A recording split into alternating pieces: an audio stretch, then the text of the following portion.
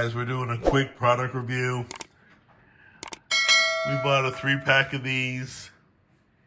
I guess they're called egg splitters. So anyway, you put your egg inside, you press on the metal part, it pitches into the shell, pulls it apart, and you pull out the egg already peeled. Now remember, the hard-boiled eggs, you just pull out your Instant Pot or your Ninja Foodie or whatever type of pressure cooker you got. Pressure cook on high for 5 minutes, half a cup of water, and you're good to go. So this egg splitter came with no instructions.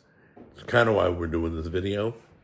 So we don't know if that's going to an ice bath, then split, or it can come right out of the pressure cooker and split.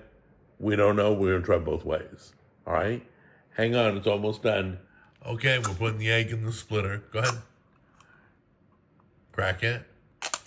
All right, now it's cracked. Now separate the egg. That's what everybody shows. Yeah. There we go.